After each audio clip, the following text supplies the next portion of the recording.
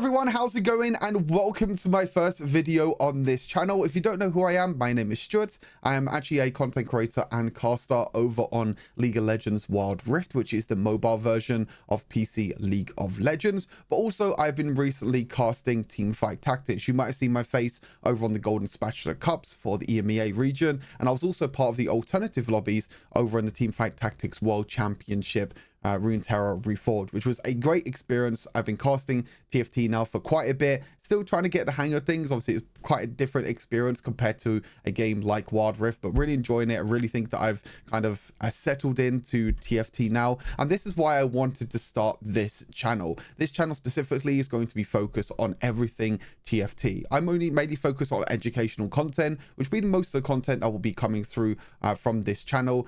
Things like best compositions to play, maybe position changes, champion things that you can do, everything like that, like all the little nitty gritty stuff. But also I'm going to do some esports content on this channel as well, some analysis maybe with some other casters on people's play in Set 10, hopefully get some players on here as well to do some interviews, some podcasts, everything like that as well, maybe like questionnaires, quick fire questions, everything like that. So super excited to start up this channel, and what a way to start off the channel than showing you all gameplay for TFT Set 10. I was invited by Riot, huge massive shout out to them, to their playtest for Set 10 a few weeks ago.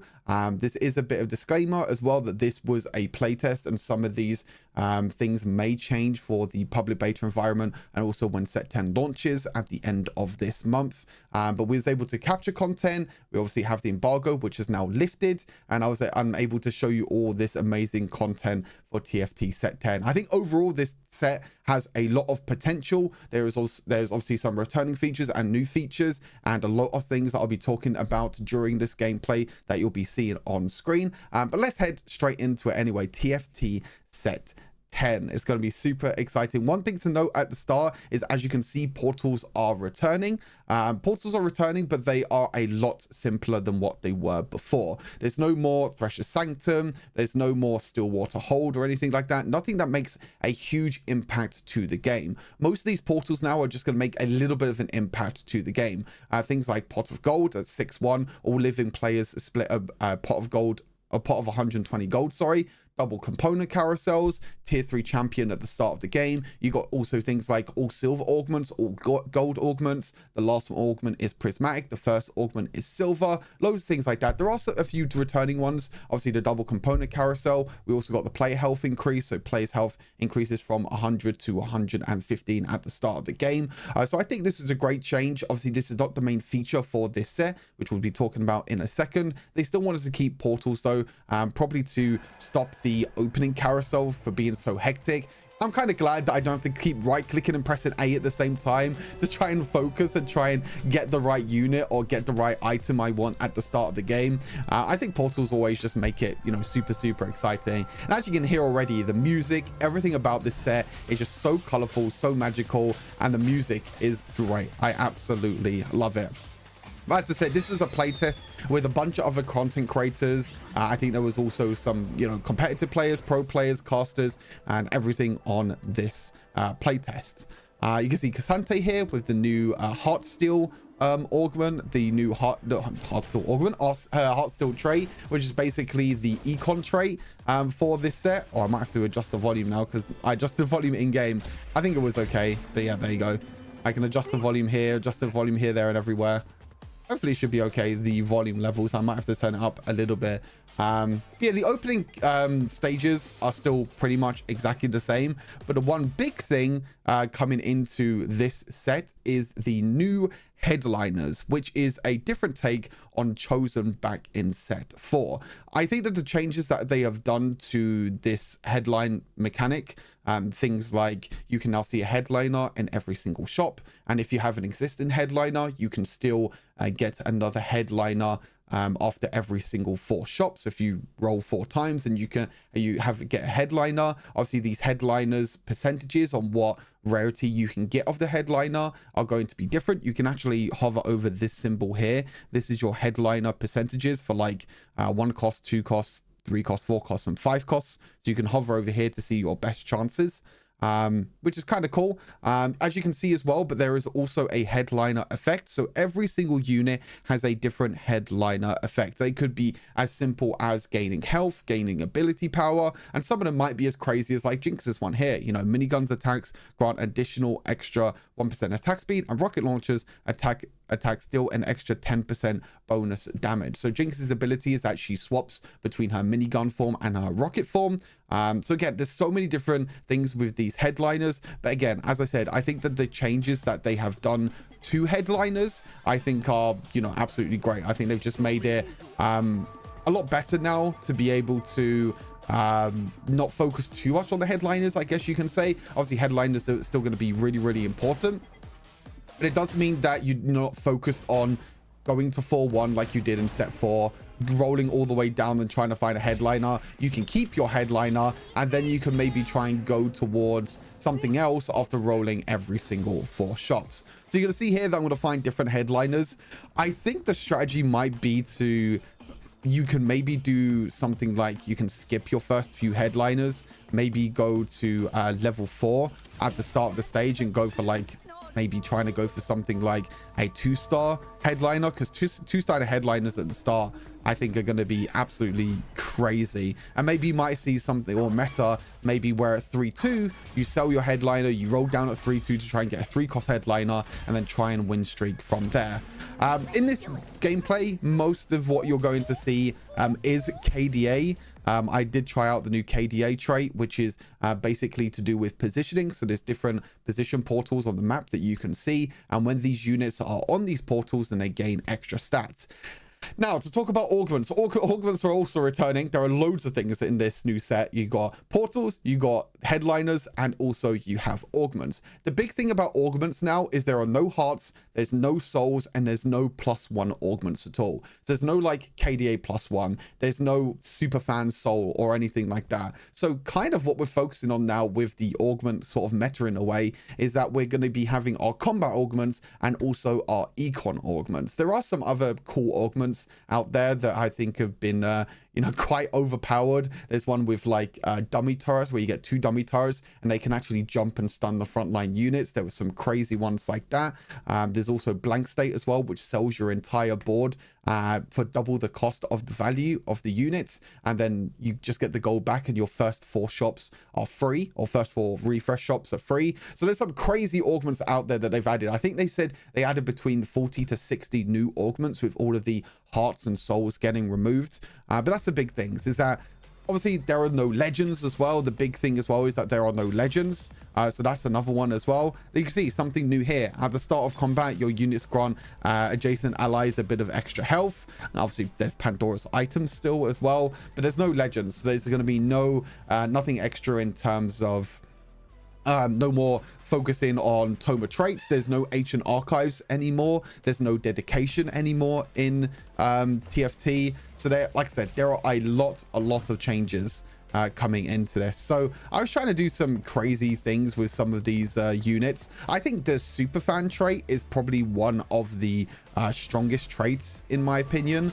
I think being able to give your headliner an extra item, obviously I don't have a headliner at the moment, so kind of the super fan trait at the moment is pretty useless to me, but being able to give your headliner an early item I think is going to be extremely powerful. You'll see as well that there are going to be some new items in this set as well. There's no more RFC. RFC is completely removed from the game now. It's now being replaced by red buff. Red buff is returning, which you might see a little bit later on. But red buff meaning that you don't need to go for the augments, like the red buff augment. You could just go for the item with the 2 bows and then kind of play around that instead if you really want to. Somehow I won the round, even though I didn't have a headliner. I don't think the enemy team also had a headliner either. But yeah, we're trying to find a KDA one at the moment. That's the big thing. We're trying to find the KDA KDA headliner or even a Spellweaver headliner to try and get some extra AP early on. You can see that Sentinel is pretty much the same as Bastion from set 9. Bruiser is returning. We have Guardian as well. So some of the more well-known traits are still here. As I mentioned, you know, things like Sentinel, Bruiser, Guardian, everything like that. But there are probably more new traits than returning traits in general, because you have, you know, true damage, we have KDA, we have loads of other things. You can see me actually scouting around here to see if anyone actually picked up any new silver augments, but I think silvers most of the time are pretty much the same. I think the big changes are with the gold augments and also the prismatic augments, because there were so many options of getting +1. There was tome of traits, Ancient Archive, sorry, there was dedication and everything like that as well. So there are so many new gold and prismatic ones that we can able to get. So now you can see we got our KDA headliner, so we can actually pick up the Evelyn and put her in, and now we get 2 or double of the KDA traits. We can try and go for 5 KDA if we want to. That's another big thing. If you didn't play Chosen back in set 4, these headliners give you +2 of the glowing trait. So Evelyn here was glowing KDA, so it means I get +2 KDA if I put her into the field. But someone like Evelyn, for example, just has a simple headliner effect. She gains extra bonus health and extra ability power. Some are very, very simple like that. Some are a little bit more complicated, as I mentioned before, especially the 5 costs are going to be a little bit more complicated. Yeah, overall it's still very cool anyway. So just going to be playing a few of the early rounds here. Few other traits that I want to talk about is 8-bit as well. I played a little bit of 8-bit. You can see Riven at the bottom, an 8-bit red edgelord, and also the Garen on the bench. 8-bit is kind of interesting. It's one of the traits where you can gain attack damage through stacks. So you gain stacks, you have this little arcade machine, and the more stacks you get, you'll be able to go all the way up to I think it's 20 stacks in total, and then you'll be able to get a big massive reward, they say, at the end, but we don't actually know what the reward is, or I don't think no one was able to get that reward in playtest, unfortunately. These carousels are exactly the same, you know, that nothing has really changed in terms of these sort of carousels. All you can hear is like this crazy music throughout the entire game, which I think is just absolutely crazy. You can see here I picked up a Seraphine because Seraphine is a KDA unit, so we can get 5 KDA, which is going to give us a little bit more value. The big thing about KDA is I even high rolled a Seraphine too as well. But the big thing about KDA is that these spots on the board that you can see, these change every single game. So you can see one here where it's more centric, where there's a triangle, sorry, in the middle, and then you have 2 frontline units to either side at the front. You can go for that if you want to, you know, you can put your units in there, but these are going to change every single game. Sometimes there's 4 lines in total, sometimes there's 2 rows at the front and 2 rows at the back. There is so many different ways in which you can play KDA, which I think is obviously very, very exciting. Spellweaver is obviously the big one as well. The main carry for KDA is going to be Ahri, who is a 4 cost. Ahri's ability is a lot more single target focused than set 9. Set 9, she had this big massive AoE ability that she was able to stack up. This time she just throws out her charm. Her charm does a lot of single target damage, and she does have a lot of low mana as well, so I think items like blue buff and Spirit Shogun is going to be very, very good for her. But I pretty much high rolled this entire early game, didn't I? I didn't realize at the time I was playing, but I really high rolled this early game. I was actually kind of surprised now looking back at this. This is the first time I've actually watched back at this gameplay, because at the time it's just so crazy. You've got so many different traits to look at, so many different new augments to look at, and sometimes you're a bit overwhelmed, you know, with so many different things. You know, if you want to pause at any time of the game as well, you can do. I showcase a lot of different traits. I like hover over them just to show what they actually do. You can see that, you know, you've got Ahri and Akali, my two 4 costs that I need to try and go for. As you can see as well, you can get KDA 10, and this is thanks to Chosen and also what was the other thing called that I was thinking of off the top of my head? It's thanks to Chosen, and it's also thanks to being able to get to level 10 now. That was the big thing I was going to talk about. Every single player in TFT can now reach all the way to level 10.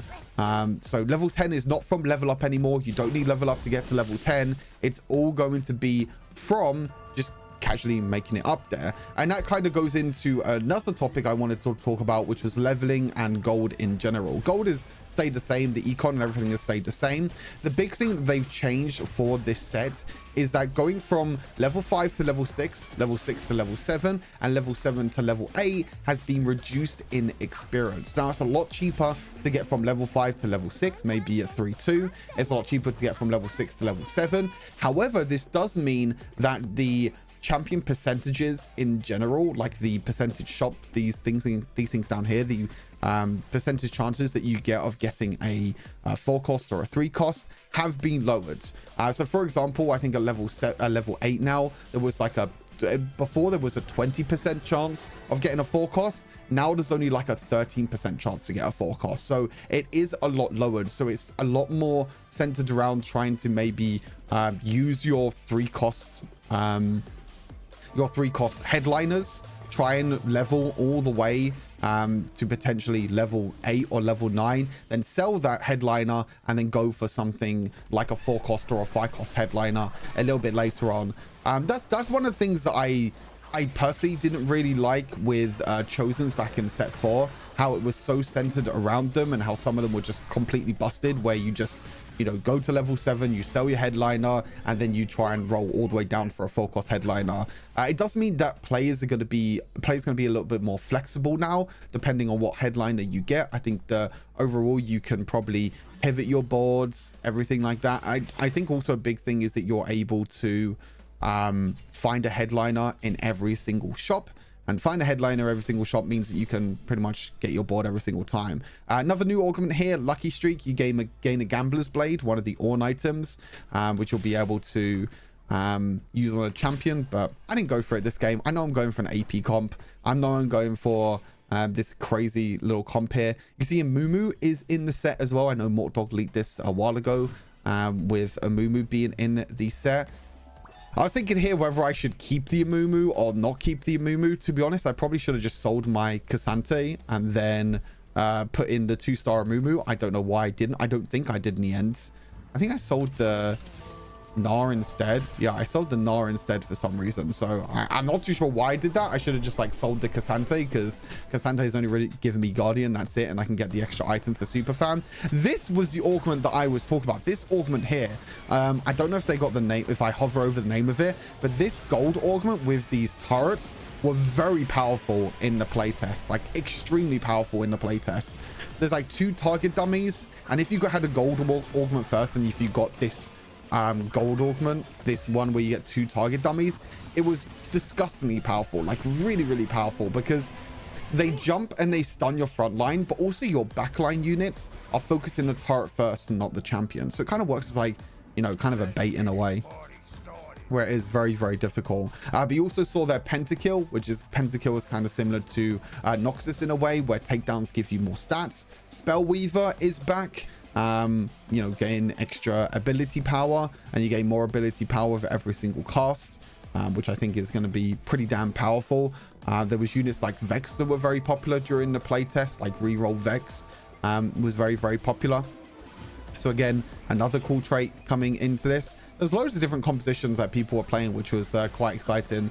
Some people playing reroll comps, some people playing some other comps as well. I think augments like cutting corners, like the silver augment cutting corners like my enemy has at the moment, I think might be very powerful, since it is already cheaper to be able to get to level 8 and level 9. Then it's going to be even more cheaper if you go for something like cutting corners instead. I'm not too sure if level up is still in the game, if you can go to level 11. They didn't talk about that at all, like during the playtest or anything, or they didn't give us any information about that. I'd be curious to see if level up is still actually going to be a thing or not. We'll have to wait and see. Obviously, spatulas. You can see here all the different spatulas that you're able to make. These are all the basic like 9 traits and everything you can get. So you got KDA spatula, 8-bit spatula, or emblem you can call it. True damage, punk, emo, Heartsteel. So you can go for that econ augment if you want to. Pentakill, and then jazz. So they're all the spatulas that you can make. All the emblems, I keep forgetting to say, all the emblems that you can make in TFT. So again, that's another way of being able to get to KDA 10. Spatulas, level 10, chosen. It's pretty much the only way that you're going to be getting all the way into 10 KDA, which I tried to do in this gameplay, but unfortunately I didn't make it. I didn't make it, but I did make it all the way to level 10 though, so it shows you the potential of maybe getting it to level 10. But you can see here that from level 6 to level 7, it now only costs 36 gold. I don't know how much gold it... Can't remember how much gold it cost before. Just becomes second nature that you don't really remember these simple things of TFT, I guess, in a way, because you're so used to just doing it over and over again. You can see my possibilities at the moment of getting a 2-cost and a 3-cost headliner. I briefly hovered it. I have a 60% chance of getting a 2-cost and then a 30% chance of getting a 4-cost. So I've just got to level up here. I mean, I'm on a pretty insane streak already. I'm on 8 streak with this board, so I'm just going to keep on leveling up, making sure that my units are staying inside these kind of tiles, I guess you can call it, inside the tiles for the KDA to get the extra bit of stats. Somebody Kaiser as well. I actually found Kaiser. I didn't even remember at the time. I found Kaiser, so I got Kaiser now as my next KDA. So I'm just going for KDA 7. And all your additional KDA units, you know, going for 5, going for 7, it's just going to give the units extra stats when they're on the hexes. That's the name of it. When you go on the hexes. I have Nico as an option here as well. I think I actually bought this, if I'm not mistaken. I think I sold away the Seraphine and I bought the Nico. You can see here that some of the hexes are actually disappeared. This was like one of the bugs that was on the playtest. I think this is fixed now anyway. It's obviously, that's the whole purpose of a playtest anyway, to obviously come across bugs. Obviously there probably will be bugs that you'll be seeing in this video throughout the whole video. I entered here, by the way. I completely forgot that you need to sell your headliner, and I really did. Instead of selling my headliner, I sold my extra Nico, and I realized, like, wait, I need to sell my headliner to actually buy the other headliner. I think actually, do I lose the round because of this? I can't remember. I think I somehow win this round. Yeah, it looks like I'm still winning the round, but a very simple mistake for someone that obviously hasn't played chosen units and headliner units for a long time. I think actually, did I lock this shop? I think I actually did lock the shop, because I think the 3-cost, yeah. I think the 3-cost headliners, if you can find something, is very, very powerful. And this is, like I said, this is the big thing now with headliners, is that you can find headliners even when you already have one. So being able to scout, being able to, you know, pivot your board and do other things, I think is going to be, you know, really exciting. Because if I found another 3-cost carry, like maybe I found a Vex as a Spellweaver, I could have played her instead and go towards a Spellweaver comp. Yeah, pretty damn exciting. Really, really excited for this. But like I said, my main focus was to get the Ahri, so like go level 7 and try and get Ahri. I think here I actually didn't. You can see how I was like positioning for these hexes, because I was like, wait, why can I not get all these hexes? I mean, I could even go for 3-star Nico this game. I wonder if I could have gone for 3-star Nico this game. Also, watching this back as well is actually helping me, because the PBE is coming out very, very soon as well. I don't know if things are going to change with the PBE or not, or if they're going to stay pretty much the same. I think there's opportunities to definitely try and go for 3-cost headliners or anything like that. Nami is back in the mix as well, as you can see. Nami doesn't have her crazy, you know, double bubble tech like she did. I can't remember what set that was. The set where you play reroll Nami and she would just like double bubble because there was like a double cast. She's still kind of annoying as the 3-cost, as you can see. But another trait is this disco trait, which you can see that little bit of a disco ball in the middle. This is kind of like the, you know, the flags from the Noxus augment from before, or the Noxus portal from before. Kind of similar to that in a way, where you have to put your flag, or in this case your disco ball, in the middle, and all the units surrounding that disco ball is going to give you extra attack speed and extra stats. Encore here is very, very powerful. I think they said they actually nerfed the Encore one. You saw it just a second there, but it was like my Encore, my headliner unit, if it does drop very, very low on health, and basically their unit is going to become invulnerable. and restore a bunch of HP. So yeah, kind of scary. So here I got 4 costs. I got Edgelord. I don't think I want to go for Edgelord because Viego is an AD unit, not an AP unit. So I was trying to find like different ways of how I can use the board. I mean, like I said, everyone gets dizzy. Everyone gets absolutely crazy. Unfortunately, the other playtester, as you can see on the screen, unfortunately unfortunately for me, has already got a Ahri 2-star, which means that it's going to be even more difficult for me to find an Ahri 2-star as a headliner or a chosen. You know what I'm going to do? I'm pretty sure I'm going to call them chosens every single time. That sound that you're hearing, by the way, is Jin. You can see the Jin unit here, where he puts a little bit of some turrets on the bench. Actually lost this round as well, which is kind of sad. Jin's puts like little turrets on the bench, and you hear that little sound where he can just keep playing the music over and over again, which is really, really cool. Yeah, I mean, the only other thing I could have done this game is I could have just sold my headliner here, but I think it's very risky. And I somehow found it. I don't know how this worked, by the way. I don't know how I was able to find an Ahri with Spellweaver when I already have a situation where someone else already has it. Like, someone else already has an Ahri, and then I was able to find an Ahri. And obviously, these 4-cost headliners are very, very powerful. You're going to see what Ahri does here. As you can see, she just does her charm. I don't think this is that powerful at all. I think it felt kind of weak, to be honest with you, because if like anyone had like any frontline units, you can see it still takes a while for her to cast time and time again, and she does it even one shot when she's 2-star. It did feel pretty weak. I do think you need like probably double mana items on her to try and get a bunch of extra stats. I can see a Kali on the other side, which is also another cool unit. But yeah, I didn't really feel like Ahri did a lot. They did say that there are no traits to give you backline access, as Mort was saying a few times in his videos and in his live streams. There are no backline access traits. There's no assassins. There's nothing like that, basically. Nothing to get access to the backline, nothing to jump onto the backline, nothing to, nothing like rogues where you're able to easily go stealth and go onto the backline. There are some the units that can actually gain access to the backline, and Akali is one of them, where she uses her third ability, or her E. I say third ability because of Wild Rift. She uses her E onto the backline, and then she just basically dashes towards them. And then she does a few auto attacks, and then she does her E again to the furthest ally.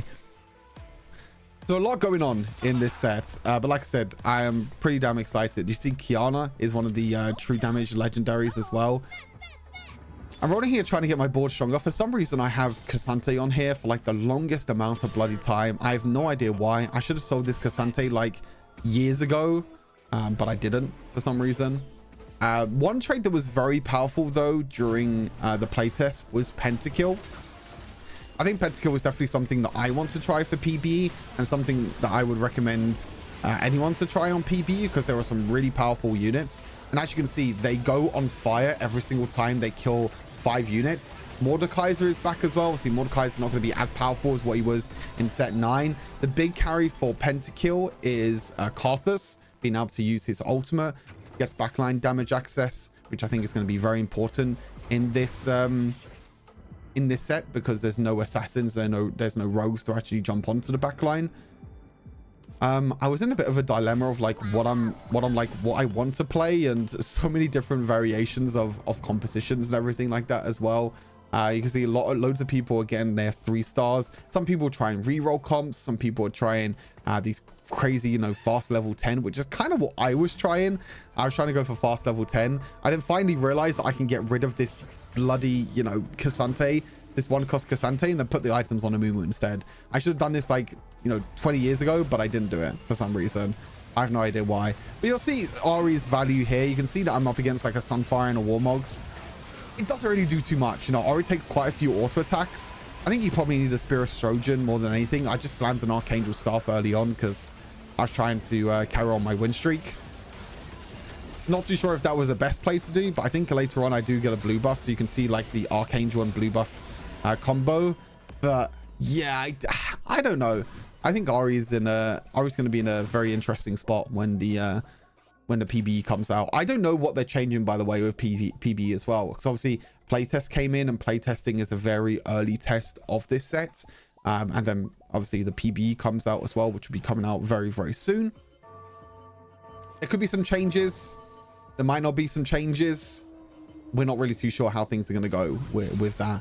But I'm very excited to play it anyway. One big thing as well is I will be streaming the new set as well. I will be streaming on PBE. I stream pretty much daily over on Twitch. So you can check out my channel over on Twitch if you want to come on over and have a look. Another new one is Kayn with Edgelords. Edgelord is another new trait, which is going to be pretty awesome. I was praying for a tier here, and I was able to get a tier, which is really, really nice. Get the anti-heal, which, by the way, I didn't need anti-heal. I don't know why I built anti-heal here. I think my brain was just too fried with so many different units, and just I just had no idea what was going on. Like, there was so many crazy things happening in this set. There's like, well, I think when playtests happen, this always happens to everyone, but like, you kind of forget the fundamentals of TFT when you're playing the playtest. They all go out the window, and you just try some like crazy new mechanics. You can see that I can cast a little bit more often now with blue buff. I wonder if Spirit Trojan or blue buff is going to be better. I think Ahri's mana was 40 if I'm not mistaken. Hopefully I hover Ahri after some point and figure out how much mana she is. But you still see she still does quite a lot of damage. I'm still trying to get the spell weavers in to try and get that extra bit of damage for Ahri. Obviously, the big thing about spell weavers, why it works so well with Ahri, is that you're every single time you cast, you'll gain an additional ability power every single time. So the more times you cast, more ability power you're going to get, which means the stronger you're going to get as well. Do I level to 9 here or not? I don't think I do. This board's kind of crazy. Punk reroll, which I think was quite an interesting one. I don't know. I don't know if some of the trait names have also been changed in terms of their name. Because I think like a trait, like the trait emo, for example, I think got changed out, and I think the name of it got swapped. I'm not too sure. You can see red buff, the new item here as well, with the you get extra damage, and you get the anti-heal when you're auto attacking. So that's replacing RSC. I think also a Night Harvester is gone and is in replaced by I think it's like I can't remember what the item is, but it's like the heart item. I think it's called heart something. Heart. It might even be called Heartsteel. I can't remember if it's Heartsteel, but obviously it's not the trait Heartsteel. It's the item Heartsteel. Hyperpop is quite interesting as well. I think Hyperpop can work quite well with spell weavers, since Lulu is also spell weaver. But you can see here, grant mana for 4 seconds and 4 seconds of attack speed to their 2 closest allies. So if you put like one spell weaver to one side of Ahri and another spell weaver to the other side of Ahri, I think that's a way that you can gain her extra attack speed if you want to. Maybe she'll gain a little bit more power with that. We'll have to wait and see. But yeah, you can see that going to level 8 now is a lot easier. Level 9 is kind of crazy, as you can see right now. See that this person has 2 hyper pop, so giving the extra attack speed over to the Ahri. This item here, this item's called Heartsteel, right? But it's not the Heartsteel trait. That's the item that's replacing Night Harvester. You get another one that's not in the game anymore. Kayn has a really cool effect, by the way. Kayn's effect is basically every single time that you win a round, he turns into blue Kayn, and every single time you lose a round, he turns into red Kayn, which is kind of what the wild card trait is. I hovered it for a brief second. I wonder if I can pause it briefly there so I can see what it does. But yeah, if you win a combat with Kayn, he becomes Shadow Assassin. If you don't win, he becomes Wrath. So every 2 kills, or every time he kills 2 enemy champions, you also gain a reward based on his form. Shadow Assassin, 3 gold. Wrath, 1 tactician health. So there's ways in which you can, if you lose rounds, you can gain more tactician health from playing Kayn. So it's a very cool splash unit that you can play, you know, more gold, more health, anything like that. I think it's great. You can see here, that's the red buff with the hyper pop dazzler there on the Ziggs. Blitzcrank is also returning. Blitzcrank doesn't have his hook though anymore. No more positioning around hooks in corners or anything like that. It's going to be around, you can see that with his passive, it's basically going to have his passive shield. KO is back, obviously not as strong as what she maybe once was in set 9. I don't think there's no one like KO in set 9 where if you level them up, they become more powerful. I don't think there's anything like that anymore. You can see how I'm going to roll down here, find quite a few legendaries. Obviously, Jhin, I think, is going to be extremely powerful, and I think it's really cool. Jazz with rapid fire on good old Lulu. I'm interested to see how Heartsteel is going to do, to be honest. I think Heartsteel is going to be very, very interesting in set 10 because it's a different take on the Econ Augment. It's not the whole Econ Augment with going for, you know, you have to lose every single round. You gain a cash out, I think it's every 4 rounds with Heartsteel, if I'm not mistaken. Again, these things might change. I think it's every 4 rounds with Heartsteel, you gain gold. And the amount of gold you get, or the amount of rewards you get, depends on how many hearts you gain. And you can gain hearts by killing units, but you also gain more hearts if you lose a round. So if you lose a round, but you kill every single unit, or most of the units except for one, then you're going to get the highest value from that, you know, Heartsteel Econ trait. Yeah, nothing really else to mention, really. You can see that I'm just going for KDA. I think KDA is probably going to be the most popular out of all the traits, to be honest with you. Just kind of a standard way of what how League players go around things, with KDA being the most popular band. I think Heartsteel's pretty close, though. The first Heartsteel song that came out is pretty awesome. The music in the background as well is just incredible. Yeah, I don't think there's much else. I mean, I had a list of things that I wanted to talk about. Obviously, as I said, these things can change as well. So if you're just watching the gameplay, you can just chill and, you know, watch the gameplay as well. I do have one other gameplay, which I'll probably show on stream when the time the embargo lifts. But we'll see. We shall see what happens. This is interesting. I actually haven't read this before. Headline effect for Alawi. So she gains 10 ability power, 20 armor, 20 mag resist, and a spirit tentacle slam every 2 seconds. So Alawi's ability is that you're able to place tentacles around the map. You can place them wherever you want, in the back line, in the front line, and they slam every so often. They slam every single time I think Alawi uses her ability, but then this version allows her to slam every 2 seconds. I was actually thinking of going like AP Alawi. Can AP Alawi be a thing? Hold on. Yeah, she has ability power. What if I could have gone for AP Alawi this game? I might have been pretty cool, actually. Thinking about it now, I should have just limit testing, just gone AP Alawi. And just bought this headliner, gone for AP Alawi, and gone absolutely crazy with the headliner. That would have been pretty fun, to be honest with you. But as you can see, we're level 9 and we can still make it all the way up to level 10. It costs 80 gold to go up to level 10 now, which is pretty damn exciting. Everyone could go to level 10. I think that's going to be absolutely insane. You can see this is where the augment comes in, a pot of gold. So there's 4 players left, so it's divided by 4. So I had so much gold, I was like, you know what, I'm going to level 10.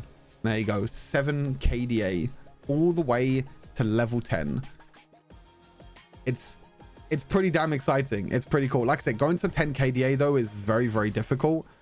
There's not really any way that you can go to level 10 unless you go for spatulas and also you need to have the chosen on KDA and not on Spellweaver like the Ahri is. The Ahri is on Spellweaver, which by the way I still only have 4 Spellweaver and not 5, which I should have picked up the Gragas here and put in 5 Spellweaver instead of something else. But you know, it's a bit crazy. It's a bit all over the place in the moment. But I think the way in which people used to play before, with kind of playing with what they get and also playing a lot more flexible, I think is definitely going to be a way that the game is going to go now, with chosens and headliners coming back. Headliners, chosens, whatever you want to call it. But I think there is a way in which it's going to become very, very flexible now, depending on which one you get. I think if I got something like a Kane headliner here, I probably would have played it. Not too sure. This is a board that I couldn't beat, by the way. I got second in this game, and this is the board that I couldn't beat.